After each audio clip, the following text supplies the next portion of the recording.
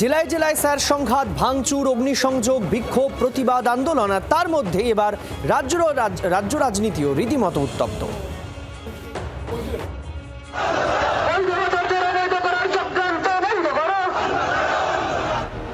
বাদুড়িয়া থেকে বাসন্তী, বাঁকুড়া থেকে বারাসত, মঙ্গলবারও জেলায় জেলায় এসআইআর নিয়ে হয়রানি আর তাকে ঘিরে অশান্তির ছবিটা বদলালো না। জারি রইল রাজনৈতিক আকচাকচে।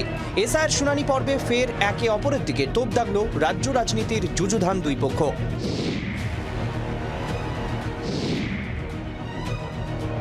এসআইআর এর শুনানি হয়রানির জন্য এদিনও বিজেপিকে কাঠগড়ায় তুলল তৃণমূল। তাদের অভিযোগ, রাজনৈতিক স্বার্থে মানুষকে হয়রানির মুখে ঠেলে দিচ্ছে গেরুয়া শিবির।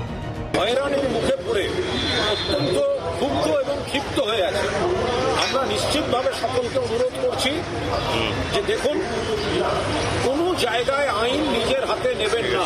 যার রাগ, যার ক্ষোভ, ভোটের মাধ্যমে বিজেপিকে শিক্ষা দিতে হবে।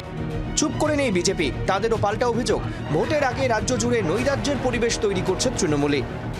এই এসআইআর কে কেন্দ্র করে তৃণমূল কংগ্রেস গোটা রাজ্য জুড়ে নৈরাজ্য তৈরি করছে। প্রত্যেক দিন বিডিও অফিসগুলোতে হামলা, আগুন লাগানো, অবৈধ পথ অবরোধ, বিজেপির ক্যাম্পে হামলা এবং বিভিন্ন ভাবে এরা নৈরাজ্য করছে।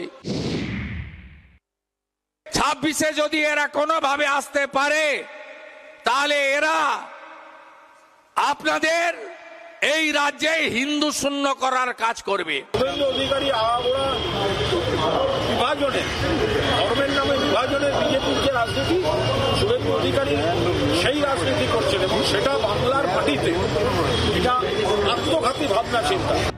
ভোটের বাংলায় অভিযোগ পাল্টা অভিযোগ চলছে, কিন্তু আম জনতার হয়রানি থামছে কই? ব্যুরো রিপোর্ট, জি 24 ঘন্টা।